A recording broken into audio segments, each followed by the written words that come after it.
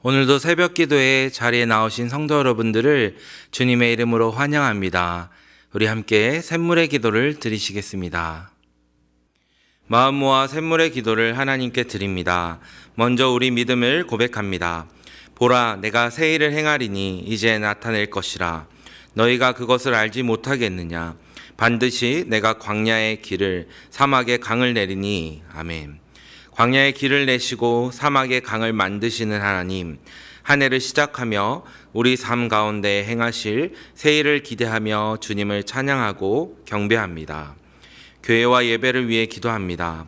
여호와께서 집을 세우지 아니하시면 세우는 자의 수고가 헛되며 여호와께서 성을 지키지 아니하시면 파수꾼의 깨어있음이 헛되도다. 아멘. 교회의 머리 되시는 주님, 새해 샘물교회를 주님의 손으로 세우시고 주님의 능력으로 보호하옵소서. 온 성도가 하나님을 예배하는 기쁨으로 충만하게 하시고 말씀과 기도로 주님을 더욱 깊이 알아가며 예수 행복, 예수 사랑으로 사람을 남기게 하옵소서. 목장과 성도들을 위해 기도합니다. 그러나 무릇 여호와를 의지하며 여호와를 의뢰하는 그 사람은 복을 받을 것이라. 아멘. 신실하신 하나님 아버지, 샘물의 목장마다 주님을 의지하는 믿음이 더욱 견고하게 하옵소서.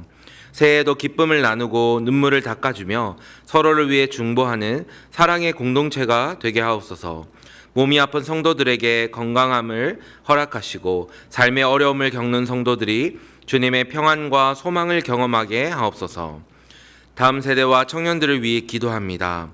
우리에게 우리날 계수함을 가르치사 지혜로운 마음을 얻게 하소서. 아멘. 샘물의 자녀들과 청년들이 주어진 시간을 헛되이 보내지 않고 하나님을 경외하는 지혜로 살아가게 하옵소서. 하나님 나라를 먼저 구하는 믿음으로 새해를 시작하게 하시고 학업과 직장과 가정의 모든 영역에서 주님의 뜻을 구하며 주의 인도를 받아 걷게 하옵소서. 전도와 선교를 위해 기도합니다. 내가 내게 명령한 것이 아니냐. 강하고 담대하라. 두려워하지 말며 놀라지 말라. 내가 어디로 가든지 내 하나님 여호와가 너와 함께 하느니라 하시니라. 아멘. 만국의 왕 되시는 하나님, 대한민국을 주관하시고 다스려 주옵소서. 이 땅에 하나님의 공의가 강물처럼 흐르게 하시고 주를 경외하는 지도자들을 세워 주옵소서. 파송된 선교사님들이 담대함으로 복음을 전하게 하시고 주의 이름이 모든 족속 가운데 높임받게 하옵소서. 우리를 새롭게 하시는 예수님의 이름으로 기도드립니다. 아멘. 오늘 하나님께서 우리에게 주신 말씀은 요한복음 4장 43절부터 54절까지의 말씀입니다. 이틀이 지남에 예수께서 거기를 떠나 갈릴리로 가시며 친히 증언하시기를 선지자가 고향에서는 높임을 받지 못한다 하시고 갈릴리에 이르심에 갈릴리인들이 그를 영접하니 이는 자기들도 명절에 갔다가 예수께서 명절 중 예루살렘에서 하신 모든 일을 보았음이더라. 예수께서 다시 갈릴리 가나에 이르시니 전에 물로 포도주를 만드신 곳이라. 왕이 신하가 있어 그의 아들이 가버나움에서 병들었더니 그가 예수께서 유대로부터 갈릴리로 오셨다는 것을 듣고 가서 청하되 내려오셔서 내 아들의 병을 고쳐주소서 하니 그가 거기 거의 죽게 되었음이라. 예수께서 이르시되 너희는 표적과 기사를 보지 못하면 도무지 믿지 아니하리라. 신하가 이르되 주여 내 아이가 죽기 전에 내려오소서. 예수께서 이르시되 가라 내 아들이 살아있다 하시니 그 사람이 예수께서 하신 말씀을 믿고 가더니 내려가는 길에서 그 종들이 오다가 만나서 아이가 살아있다 하거늘 그 낫기 시작한 때를 물은즉 어제 7시에 열기가 떨어졌나이다 하는지라. 그의 아버지가 예수께서 내 아들이 살아있다 말씀하신 그때인 줄 알고 자기와 그 온 집안이 다 믿으니라. 이것은 예수께서 유대에서 갈릴리로 오신 후에 행하신 두 번째 표적이니라. 아멘. 오늘은 정말로 필요한 것이라는 제목으로 함께 말씀을 나누겠습니다. 성도 여러분, 우리가 신앙생활을 하면서 우리가 간절히 기도하는 가운데 그 기도가 기적적으로 응답을 받으면 정말로 놀라게 되고 또 하나님께 감사하죠. 그리고 이것이 신앙이 자라게 되는 그러한 계기도 될 수 있습니다. 이런 놀라운 기적과 표적에 대한 기대감으로 우리가 기도하기도 하죠. 그런데 때론 우리의 신앙이 오직 표적과 기사에만 초점이 가 있다면 우리의 기도의 응답과 그리고 하나님의 그런 뜻이 다르면 우리는 실망하게 되고 낙심하게 되는 경우도 있습니다. 그래서 단지 표적만을 쫓는 그런 신앙이 결코 우리의 건강을, 믿음의 건강을 인도하지 못한다라는 것을 우리는 알 수 있습니다. 그렇다면 우리가 건강한 믿음으로 자라가기 위해서 정말로 필요한 것은 무엇일까요? 우리가 하나님과의 올바른 관계 가운데에서 신앙생활하는 가운데 정말로 무엇이 필요할까요? 첫째로는 주님 찾기입니다. 우리의 삶의 현장에 수많은 일들 가운데서 우리의 인생에서 우리는 주님을 찾아야 합니다. 오늘 본문에 왕의 신하의 아들이 병들었습니다. 아마도 당시의 의술로는 고칠 수 없는 그런 병이었던 것 같습니다. 물론 이 신하가 그렇게 신앙심이 깊었던 건지는 우리가 알 수 없지만 소문으로 예수님의 소식을 듣고 예수님께서는 물도 포도주로 변화시키시고 사람을 고치시는 놀라운 많은 그런 표적과 이적을 행하신 이 소식을 듣고 그가 한달음에 예수님께 달려온 것이죠. 예수님께서는 공생의 기간 동안 많은 표적과 이적들을 행하셨습니다. 죽은 사람을 살리기도 하셨고 오병이어의 사건을 보여주시기도 하셨습니다. 이 표적들을 통해서 예수님을 쫓아다니던 무리들은 예수님께서 죽음의 권세도 이기시는 분이심을 그들이 알게 되었고 또한 이 표적과 이사 가운데 전능하신 하나님이심을 그들이 알 수 있었던 것입니다. 예수님께서는 행하시는 많은 표적과 이사 가운데서 이 수많은 무리들이 표적이 있으면 예수님을 쫓다가 또 표적이 보이지 않거나 사라지면 예수님을 떠나는 그런 잘못된 신앙의 모습에 머물러 있지를 원치 않으시고 예수님께서는 예수님이 어떠한 분이신지를 바르게 깨닫기를 정말로 원하셨던 것입니다. 우리가 삶의 어떤 일에도 가장 먼저 표적이 아니라 예수님을 찾는 신앙으로 나오기를 하나님은 바라고 계십니다.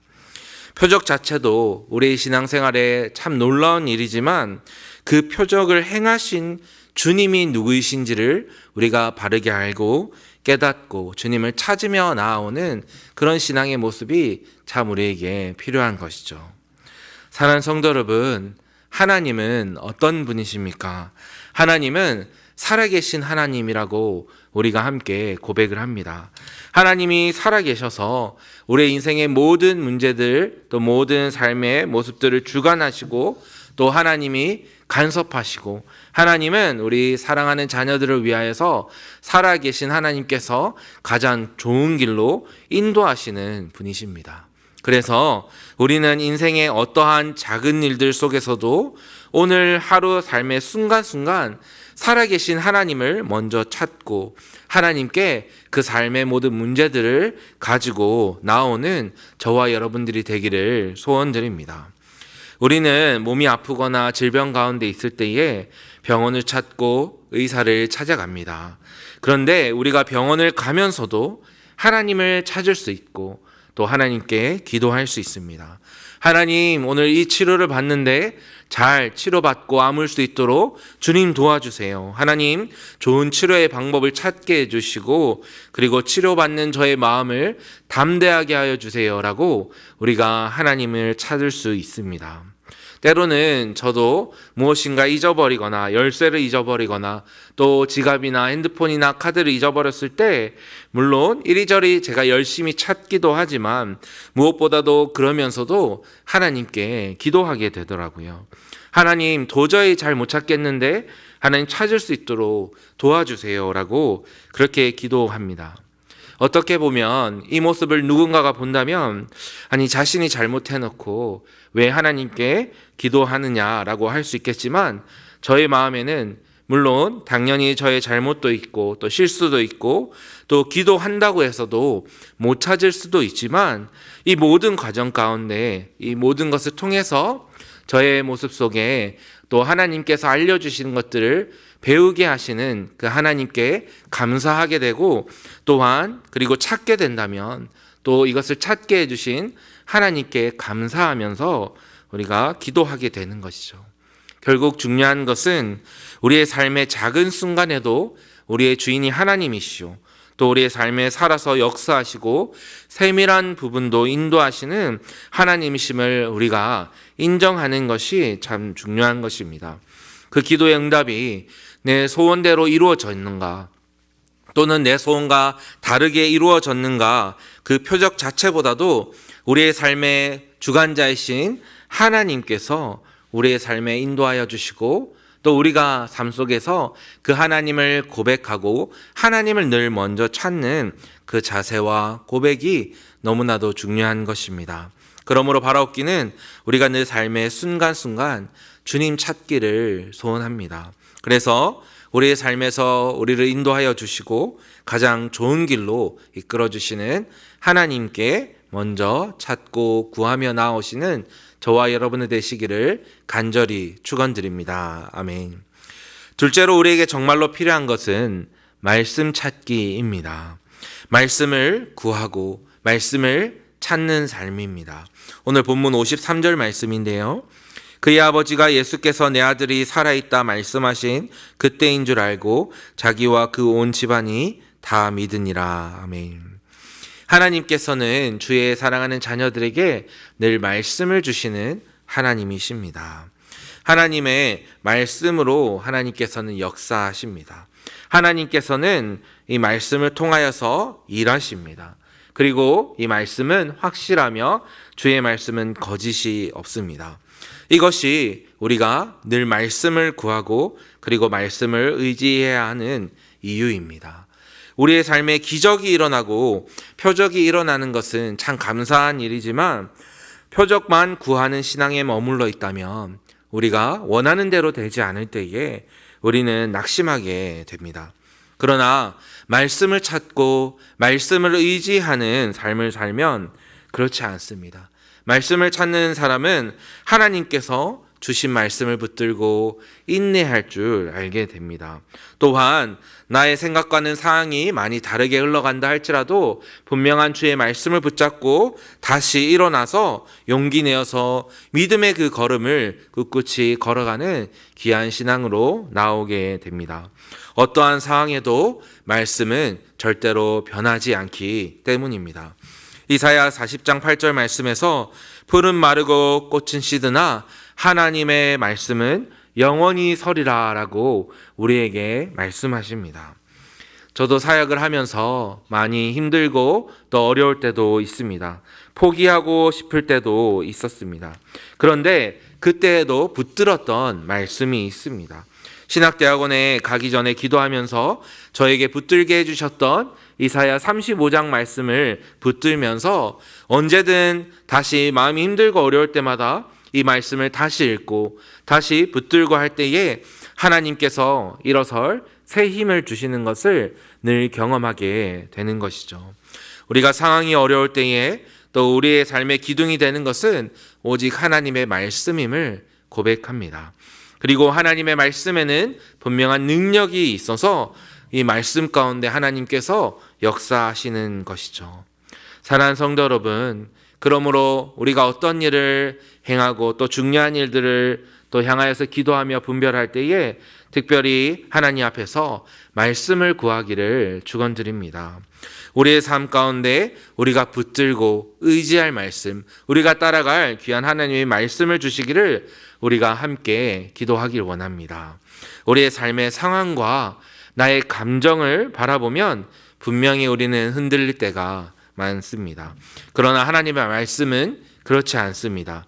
말씀을 붙들면 흔들렸던 우리의 마음이 다시 하나님께 고정됩니다. 말씀을 붙들 때 능히 인내할 수 있는 힘을 하나님께서 주시고 또한 말씀 가운데 능력으로 역사하시는 하나님을 발견하게 됩니다. 그러므로 오늘도 하나님께 말씀을 찾고 또 구하며 말씀을 의지하며 살아가시는 저와 여러분들 되시기를 간절히 축원드립니다. 아멘. 마지막으로 우리에게 필요한 것은 뒤돌아보지 않는 믿음입니다. 본문 50절 말씀입니다. 예수께서 이르시되 가라 내 아들이 살아있다 하시니 그 사람이 예수께서 하신 말씀을 믿고 가더니. 아멘. 예수님께서 왕이 신하에게 가라 내 아들이 살아있다 라고 말씀하시니 신하는 이 말씀을 믿었습니다. 그리고 예수님 하신 말씀을 믿고 그것을 떠나서 집으로 돌아갔습니다. 그리고 이 담대한 믿음의 발걸음은 온 가족이 다 예수님을 믿는 은혜로 이어졌습니다. 비록 그가 처음 예수님께 나와왔을 때는 표적만을 쫓아서 나와왔지만 완전하게 예수님을 또한 신뢰하지도 못했을지 모르겠습니다만 그가 예수님의 선포하신 말씀을 듣고 신뢰하면서 이제 그 발걸음을 옮겼더니 귀한 은혜가 있었던 것입니다. 사랑하는 성도 여러분, 우리가 주일에 이 강단에서 선포되는 주의 말씀을 듣고 은혜를 참 많이 받고 말씀을 붙들고 살아갑니다. 그런데 월요일, 화요일, 수요일 살아가다 보면 어떻습니까? 이렇게 살다 보면 우리가 어려운 일을 만나고 또 우리의 생각대로 기도대로 잘 일이 풀리지 않을 때 우리의 마음이 흔들릴 때가 있습니다. 하나님 정말로 나에게 주일에 말씀해 주셨는데 이 말씀이 맞습니까? 하나님 정말로 믿음대로 승리하는 것이 맞습니까? 하나님 정말 제가 그때는 믿음으로 나아왔는데 그때의 저의 행동들이 정말 옳았을까요? 우리는 우리의 믿음의 걸음을 후회해 본 적이 있는지 모르겠습니다. 마치 광야로 나아서 걷던 그 출애굽한 이스라엘 백성들처럼 다시 그나마 평온했던 대로 되돌아가고 싶은 그런 마음이 들 때도 있습니다. 때로는 오랜 시간 계속되는 이 믿음의 삶과 또 영적인 싸움 가운데에 어느 날은 나의 삶의 후회와 또 불안함과 절망감이 폭풍처럼 그렇게 감정이 휘몰아칠 때도 있습니다. 그런데 성도 여러분, 하나님의 부르심에는 후회하심이 없습니다. 하나님은 또한 하신 말씀을 그 약속을 절대로 버리지 않으십니다. 설령 우리의 연약함이 있다고 하여도 그것마저도 선으로 바꾸시는 분이 바로 우리 아버지 하나님이십니다. 그래서 우리의 믿음의 걸음에는 어제 일을 되돌아보며 후회할 필요가 없습니다. 이사야 41장 9절 말씀입니다. 곧 내가 땅 끝에서부터 너를 붙들며 땅 모퉁이에서부터 너를 부르고 내게 이르기를 너는 나의 종이라 내가 너를 택하고 싫어하지 아니하였다 하였노라. 아멘. 사랑하는 성도 여러분, 하나님은 우리를 땅 끝에서부터 부르셨습니다. 그리고 우리를 향한 그 부르심 가운데 하나님은 절대로 후회하지 않으십니다. 때로 우리의 감정이 우리 자신을 향하여서 너는 실패하지 않느냐?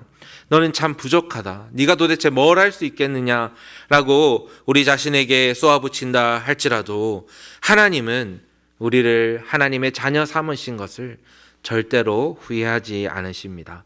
그리고 반드시 우리를 말씀으로 붙들어 주시고 가장 선한 길로 또 승리의 길로 우리를 인도하실 줄 믿습니다. 그래서 우리가 더 이상 뒤돌아보지 않기를 원합니다. 후회하기보다 오히려 그때에 하나님을 더 신뢰하는 믿음으로 뒤돌아보지 않고 그 믿음의 걸음을 앞으로 나아가길 소원합니다.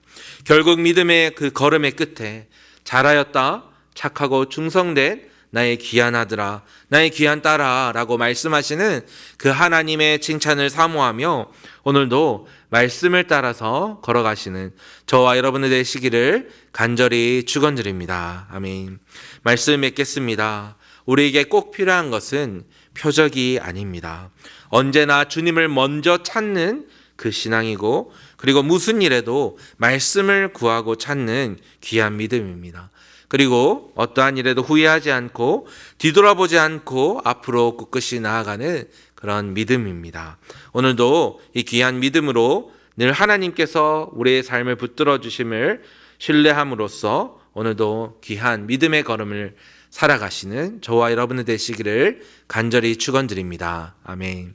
우리 함께 기도하실 때 말씀을 기억하며 하나님, 우리의 삶 가운데서 주님을 가장 먼저 찾게 하여 주시옵소서. 그리고 무엇보다 말씀을 구하며 붙들며 흔들리지 않는 신앙으로 하나님 인도하여 주시고, 또한 하나님, 제가 더 이상 뒤돌아보지 않고 앞으로 믿음으로 꿋꿋이 나아가는 귀한 신앙인이 될 수 있도록 주님 저를 인도하여 주시옵소서. 기도하시고 교회의 모든 사역들을 위하여서 함께 기도하시고 주의 예배 가운데 또한 하나님께서 은혜를 주시도록, 또 우리 모든 샘물의 목장 모임 가운데 하나님께서 귀한 은혜를 베풀어 주시기를 우리 함께 기도하시겠습니다.